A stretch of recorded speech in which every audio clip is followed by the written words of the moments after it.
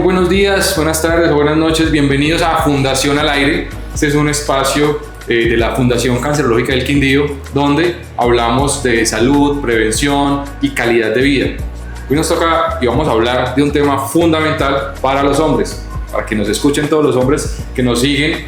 Vamos a hablar sobre la salud sexual y genital de los hombres, un tema que genera dentro de todo mucho tabú, pero que es fundamental que lo sepamos, que lo escuchemos y sobre todo de boca de los expertos, de los que realmente saben del tema. Entonces hoy vamos a hablar y vamos a hacerlo con un enfoque más de prevención sobre el cáncer de próstata. Este es uno de los tipos de cáncer en los hombres que más muerte producen y que efectivamente es importante que tengamos una muy buena información al respecto. Para ello tenemos un invitado de lujo. El día de hoy nos acompaña el doctor David Ramírez Casasfranco, cirujano, urólogo de la Universidad Javeriana, quien nos ayudará a derribar mitos, a entender los riesgos, pero sobre todo a aprender cómo prevenirlo y qué es importante tener en cuenta dentro de todo este tema tan amplio de el cáncer de próstata y las enfermedades que ello genera para los hombres. Doctor, gracias por estar con nosotros, bienvenido, gracias por sacar de tu espacio, tu agenda tan apretada que lo sé, para compartir con nosotros y con nuestros oyentes y con las personas que nos ven, nuestros seguidores. Gracias, bienvenido. Iván, muchas gracias, muy amable por la invitación. Un buen augurio a la Fundación Cancerológica, que estamos trabajando y moviendo los pacientes que están con su problema de próstata. Esperemos que toda esta información nos sirva para que los hombres empiecen a tener una mayor conciencia en lo que puede pasar con la próstata, que no es solo con respecto al cáncer de próstata, sino también a la patología benigna de próstata, que también puede terminar generando problemas a futuro en la salud. Correcto. Doctor, empecemos hablando un poquito de ese panorama general nos interesa mucho hablar de cáncer. Obviamente también hay otras enfermedades, llamémoslo así, ¿cierto? Como lo acabas de decir, que incluso benignas, pero frente al cáncer de próstata en Colombia y en Latinoamérica, ¿cuál es ese panorama general que tenemos con respecto a esta enfermedad? Anualmente el diagnóstico de cáncer de próstata está entre los 13.000 y 14.000 hombres que dan un diagnóstico positivo y se considera como la primera causa de cáncer en el hombre y es más o menos la segunda causa de muerte en el hombre por cáncer. Teniendo en cuenta que el cáncer de próstata tiene algunas preferencias racial, de edad, pues hay que tener en cuenta esa parte para poder detectarlo a tiempo.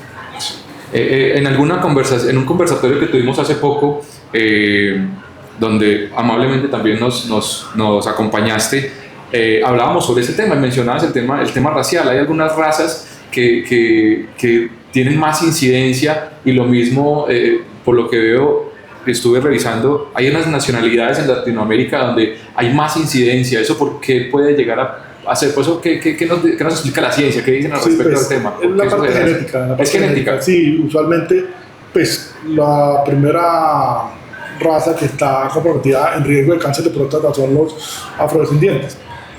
Genéticamente pues están más predispuestos al tema, pero por genética, ¿no? Por genética, porque usualmente en otros países también habrían otros tipos de cánceres por su genética y también se relacionaría por la alimentación. Hay que tener en cuenta que la alimentación oriental, entre comillas, es más sana que la alimentación occidental y la occidental pues, también es un precursor para ayudar al cáncer de próstata. Pues en Sudamérica hay una alta incidencia en Argentina, en Brasil, también hay una alta incidencia de cáncer de próstata, pues no pareciera, pero allá en los países nórdicos también, siento que son caucásicos, pero hay unos parámetros genéticos que enfocan a que el paciente tenga más riesgo de cáncer de próstata. Ya. En ese orden de ideas, frente a la genética, ¿cómo estamos los colombianos? Pues estamos como en un plano ahí promedio normal, porque acá estamos muy variados en la parte racial. Vale, sí, aquí hay muchas mezclas, llamémoslo así, ¿cierto? Que se han venido dando a lo largo de la historia de nuestro país. Correcto. Y en temas de edades, ¿cuál es ese promedio de diagnóstico más o menos que dice, bueno, hay que tener especial cuidado con temas de edades? Sí, con la edad hay un factor muy importante que es la parte hereditaria. Entonces, si su papá o su hermano tuvo un cáncer de próstata, hay un 50% de riesgo para para el hijo o para el hermano, y se dice que debería empezar a buscarlo 5 años antes de la edad que se detectó. El cáncer de próstata usualmente está más entre los 60 y 70 años, pero a partir de los 50 hay que empezar a hacer el tamizaje para la detección temprana. Es bueno tener en cuenta que al que le va a dar, le va a dar. Okay. Lo importante es que si se detecta tempranamente, hay un altísimo porcentaje, hasta un 80% de curación. O sea, esos 60, 70 años que hablas, digamos, es como el pico donde más probabilidades hay de que una persona, un hombre, pueda tener la enfermedad. Claro. Que se pueda manifestar, llamémoslo así. Exacto. Pues el cáncer de próstata usualmente no da unas manifestaciones clínicas. Ah, ok. Bueno, entonces, qué bueno aclararlo. Exacto. Entonces, pues, lo que uno hace es detección temprana con tamizaje, que son test para poder detectar el riesgo. ¿Qué es lo que uno quiere? Un cáncer de próstata en un mayor de 75-80 años, la agresividad del tumor no es tanto como en un menor de 65, 60, 50 años. Un paciente de 50 años se espera que tenga un promedio de 30, 40 años más de vida. Que llega a los 80, 80 y pico. En cambio, de 75 años, pues ya su proyección de vida. Su proyección de vida es menos de 20. Okay. Entonces, usualmente no se investiga mucho si hay cáncer de próstata o no a los 75 años en adelante, porque se asume que su agresividad es muy baja y su proyección de vida no es tan larga. En cambio, detectar un cáncer de próstata a un paciente de 50, 60 años es muy grave, porque si se detecta temprano y no tiene en sus parámetros histopatológicos que no está tan grave, pues se le puede dar una intención curativa, pero muchos pacientes a esa edad tienen un parámetro histopatológico agresivo que el pronóstico es malo. Aclaremos un poquito, doctor, para que todos nuestros seguidores entiendan qué es eso de histopatológico, por favor. Eso es en palabras cristianas, como se dice. Coloquiales. Sí. Okay. El diagnóstico histopatológico es cuando se hace la biopsia de la próstata. Hay unos parámetros que se llama Gleason, que es donde el patólogo le dice si tiene una agresividad leve, moderada o severa. Entonces todo eso nos sirve en el reporte de la patología y de acuerdo al valor del antígeno prostático y de acuerdo a otros estudios de extensión, qué tan buen pronóstico va a tener, qué tan mal pronóstico va a tener y qué tanto se le puede dar la opción de manejo con intención curativa y qué tanto ya toca es como un manejo paliativo. Entonces, usualmente por eso lo que nosotros queremos siempre es poder detectar tempranamente el cáncer de próstata, porque así tenga un diagnóstico histopatológico agresivo según el Gleason, o sea, de agresividad severa, pues uno intentaría la opción curativa, ya sea quirúrgica o radioterapia, para ver si por lo menos puede darle un poquito más de proyección de vida. ¿Qué debemos entender por salud sexual y genital del hombre? O sea, cuando hablamos de eso, ¿realmente de qué estamos hablando? Cuando se habla de la parte sexual del hombre, no es solo el manejo orgánico. Okay. O sea, que estamos hablando es que no tengo una disfunción eréctil. Hay que tener en cuenta que la disfunción eréctil puede tener un origen orgánico, pero también puede tener un origen situacional, psicógeno. Sí, psicológico, llamémoslo así. Sí, emocional. Incluso emocional también, ¿cierto? Y también dentro de la disfunción eréctil está también parte de problemas como la eyaculación precoz, de que el paciente le afecta su calidad de vida y eso lo lleva a tener muchos desempeños pues, relativamente malos en su sexualidad. Nosotros, urólogos, pues al analizar a esos pacientes miramos más como la parte orgánica, que es la que nos compete, evaluando también, pues no dejando por fuera la parte emocional y situacional del paciente. Pero en la parte orgánica tenemos que evaluar pues, que los genitales no tengan alguna alteración, que no tengan algún dolor. Algunos pacientes tienen alteración en sus prepucios y les genera dolor, y ese dolor les genera alteración de la calidad de sus relaciones sexuales, o que tengan dolores testiculares que también terminan generando esos problemas. Entonces, el urólogo tiene que plantear un cuadro bien amplio sobre la parte si la disfunción eréctil no es solo porque no se le valore, sino que simplemente tenga algunos factores asociados, y evaluar también la parte completa del paciente, que no tenga algún antecedente diabético o algún problema antecedente de cirugía de próstata por cáncer, que también es gravísimo en la parte de la erección, puede afectar mucho. Sí. Claro. Entonces, todos esos parámetros uno tiene que evaluarlo en conjunto del paciente. Uno ve que todo está muy enfocado en, o más bien, existe mucha información sobre la salud femenina, ¿cierto? Los cuidados de su aparato reproductor, el tema de mastología, el cáncer de seno, pero a los hombres nos han tenido un poquito como rezagados, pienso yo, ¿cierto? Como que no se habla mucho del tema y no hablemos y cuando hay cosas tan importantes que tenemos que saber para cuidarnos nosotros los hombres, no solamente en tema de fertilidad, en tema de cáncer, en tema de nuestra salud sexual, lo que hablamos ahorita de la disfunción. Entonces, me parece que hablando un poquito de este tema, y no solamente el cáncer, hablemos también de los cálculos, Claro. que son tan complicados y tan dolorosos. Lo que vos decís es cierto, pero también hay un punto que es que el hombre no es libre. ¡Epa! Total. Claro, obviamente hay como un ambiente más social o cultural de que la mujer es la que tiene que ir al médico, tiene que ser la juiciosa y todo, pero el hombre es un varón macho alfa que no le pasa nada. Exacto, nosotros no tenemos por qué ir al médico, eso no es para nosotros, eso es para las nenas. Y cuando vemos pacientes con cáncer de próstata avanzado, metastásico, con fractura del cuerpo vertebral, casi parapléjicos por la compresión que se hace a la médula espinal. ¿Cuándo fuiste al neurólogo?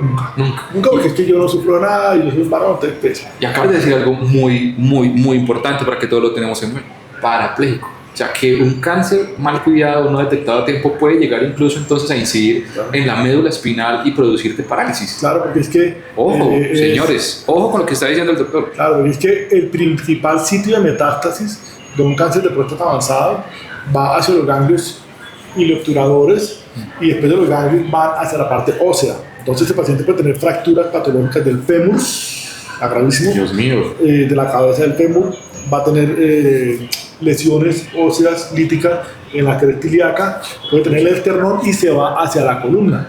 Entonces puede tener fracturas patológicas de la columna. Al hacer la fractura patológica hace una compresión de la médula y el hombre no puede sentir nada, queda parapléjico. Queda parapléjico. Sí. ¿Qué factores aumentan el riesgo de padecer cáncer de próstata? Entonces el principal factor, como hablábamos, la parte racial, hay una parte alimentaria también, que se decía que las dietas occidentales son más propensas a eso. La parte genética, o sea, la parte genética es importantísima, por eso muchos estudios al manejo y seguimiento de cáncer de próstata se están enfocando a la detección genética para poder resolver más tempranamente ese problema y también para definir genéticamente quién es el que en realidad no se puede hacer nada y quién en realidad tiene un buen pronóstico. La obesidad, la falta de ejercicio, alcohol. ¿El alcohol afecta? Sí, el alcohol, pues. Bueno, el alcohol daña todo, ¿no? Sí, la gente debe tomar con moderación. Sí. Tabaco. El cigarrillo es muy agresivo y sobre todo la parte urológica para la vejiga. Okay. O sea, el cáncer de vejiga es otra locura y es muy relacionada con el cigarrillo. Okay. También en la parte de dietas vos podés tomar o por comer, consumir algunas dietas que pueden ser preventivas. Entonces se dice que en la ingesta de licopenos, donde está metido la pasta de tomate, el tomate tiene un efecto buenísimo para manejo preventivo. El de frutas, la pera. Yo a los pacientes le mando que se comen una pera todos los días y es como la fruta de la próstata. Entonces tiene un efecto preventivo también. ¿Por qué los hombres evitan la consulta y los exámenes con el urólogo? ¿Y qué tanto daño nos estamos haciendo nosotros mismos retrasando un posible diagnóstico positivo? O sea, una de las partes que más me molesta a los amigos es que el fetiche del urólogo es te hace el tacto rectal a todo el mundo. Entonces me miran las manos, sí. grande, entonces uy, no, tiene una mano grande, yo no voy. Pero eso es entre mamadera y gallo y todo. Entre chiste y chanza. Entre chiste y chanza, como se dice. Claro, no. Pero yo les digo, mire, es que el objetivo no es que el paciente llegue y una lo puesta en la camilla. Sí. Y créame que si no tiene necesidad de hacerte el tacto, no te lo voy a hacer. Porque es que primero hay que evaluar pues, la parte del antígeno prostático, que es un marcador tumoral importante, y si está entre los parámetros normales, pues bien. El tacto rectal es subjetivo. Lo que para usted es blando, para mí puede ser duro. Sí. Lo que para usted es rugoso, para mí puede ser liso. Entonces es subjetivo. Afortunadamente hay nuevos estudios, o ya toda la tecnología está enfocada posiblemente a disminuir un poco un tacto rectal innecesario o una biopsia innecesaria. Entonces, si yo tengo un paciente con antígeno prostático elevado, sí, yo le hago el tacto rectal, pero también el paciente se va a beneficiar de un examen que es la resonancia nuclear magnética multiparamétrica de próstata, que es un examen de imágenes tridimensional que nos va a dar un parámetro de cómo se ve la próstata en 3D, imagenológicamente, con áreas sospechosas que nos diga, tómele biopsia o no le tome biopsia. Entonces, antes, años atrás, miren lo que pasaba. Antígeno prostático elevado, por encima de sus valores normales. Tacto rectal normal y lo mandamos a hacer biopsia. Y llegaba el paciente con biopsia normal negativa. 6 meses, 8 meses, antígeno otra vez elevado. Tacto rectal normal, no, pero hay que hacer otra biopsia porque no me cuadra. Entonces el paciente ya llegaba, pues, salido de los chivos, mamado, la tenés ya con 3 biopsias. Ahora la resonancia te evita eso. Entonces, como te digo, el tacto rectal es subjetivo. Vos le haces una resonancia nuclear magnética de próstata, da una imagen sospechosa, muchas veces da imagen, a pesar de tener el antígeno elevado, con una categoría de la clasificación según la resonancia, que no necesita biopsia, tranquilo, no necesita biopsia. ¿Qué es preferible? ¿Un examen de tacto rectal o un tratamiento ya si hay cáncer de próstata? ¿Qué es más doloroso y qué es más molesto? Es que el mito del tacto rectal, pienso que es por un mal tacto rectal. Entonces, ¿qué es un buen tacto rectal? Pues un paciente en una posición cómoda, yo usualmente lo pongo en posición fetal, hay otros que lo colocan en posición pues, de litotomía, o sea, como si fueran a tener un hijo. Pues. En posición fetal, pues bien encogidos y una buena lubricación del dedo. Simplemente en el guante te pones buena vaselina o lidocaína jalea y es 20 segundos. Ya, listo. Eso era todo el drama que armaron para ni se siente, por Dios bendito. Sí. Ahora vaya al examen, cuando ya está haciendo un tratamiento. Escuchaba yo que es lo más doloroso, lo más maluco y lo más complejo del mundo. Pues es muy molesto y doloroso. Empezando por la biopsia. La biopsia pues es incómoda, no hay duda, porque pues ahí ya son como 3 dedos de grueso del transductor, y son 12 chuzones, 18 chuzones de la próstata. Entonces, pues, todo eso es como quitarnos la idea de que yo no voy al urólogo porque me va a violar. ¿Qué mensaje le podemos dar a todos estos hombres que nos están escuchando, que aún quizás no han ido al urólogo, por lo mismo que hemos venido hablando durante todo este tiempo? ¿Cuál es la recomendación? ¿Qué les podemos decir a ellos? Bueno, yo lo primero que les digo es sacarse todos los mitos callejeros, que el único que le puede decir la verdad es quien está metido en el tema. Empecemos por ahí. Segundo, pues no creerte lo que diga el doctor Google, porque eso termina generando muchas confusiones. Yo le propongo a todos los hombres que en la edad donde debe empezar a hacer su consulta urológica preventiva, después de los 45, 50 años, y si hay antecedentes familiares, pues simplemente ir a una asesoría urológica. Ir a la consulta, preguntar todas sus dudas con respecto a la próstata, con respecto a la parte sexual, a la parte urinaria. ¿Y eso qué lleva? Uno va a orientar al paciente a decirle, mire, usted está en este plan, hay que hacer estos exámenes, hay que hacer estos seguimientos. Porque es que el problema prostático no es solo cáncer, lo decía también la patología benigna, que también termina matando a un paciente por daño renal severo, que requiera diálisis, pacientes que requieran uso de sonda, que hacen infecciones urinarias agresivas que terminan hospitalizados, o sea, muchas cosas que no le paran bolas a la parte prostática y es una patología benigna y termina generando un desenlace horrible. Y el cáncer de próstata que no da síntomas es simplemente empezar a consultar tempranamente para poder detectarlo y prevenirlo y curarlo si vuelve a detectar tempranamente. El cáncer de próstata puede no darte ninguna señal. Si uno no lo conoce, si uno no sabe, no puedes estar orinando bien, sin ningún problema, sin dolor, nada, o incluso confundirse quizás con una infección, pero lo que tienes es cáncer y no te has dado cuenta porque no hay evidencia, signos que lo alerten a uno. Entonces, el cáncer es silencioso por eso. O sea, vos podés tener un chorro buenísimo para sentirte en perfectas condiciones y tener un antígeno en 10. Entonces, ahí está el riesgo de cáncer. Y puedes estar mal, orinando horrible, que haya requerido sonda, que es una catástrofe y tener un antígeno en 3. Entonces, los síntomas urinarios bajos son por obstrucción del tracto de salida. Eso genera un crecimiento prostático. Ese crecimiento prostático puede desencadenarse en una patología benigna o desencadenarse en un cáncer de próstata. Pero el hecho de que usted orine bien no quiere decir que se pueda eximir de un cáncer de próstata. Lo puede tener ahí. Por eso el manejo es simplemente preventivo y detección temprana. Okay. Aquí tenemos al experto.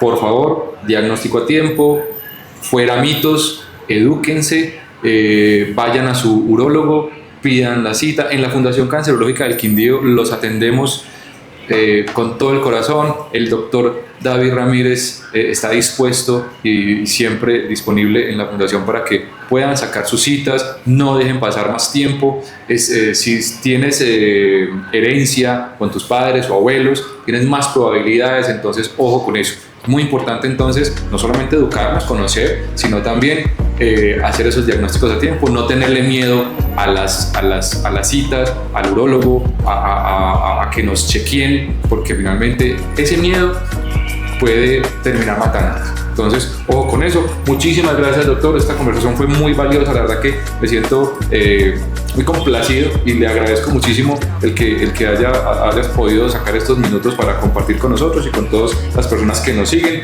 Gracias a ustedes por seguirnos y escucharnos aquí en Fundación al Aire. Y los invitamos para que nos sigan en nuestras redes sociales, en Instagram, en Facebook. No olviden suscribirse a nuestro canal de YouTube. Y muchísimas gracias. Nos vemos en un próximo episodio, doctor. Muchísimas gracias. Con mucho gusto. Vamos a seguir las recomendaciones de la Fundación. Que estén muy bien. Nos vemos. Chao. Esto fue Fundación al Aire, el podcast de la Fundación Cancerológica del Quindío. Síguenos en nuestras redes sociales, comparte este episodio y sigue conectado con nosotros en esta misión de construir una salud con calidad, humanidad y propósito.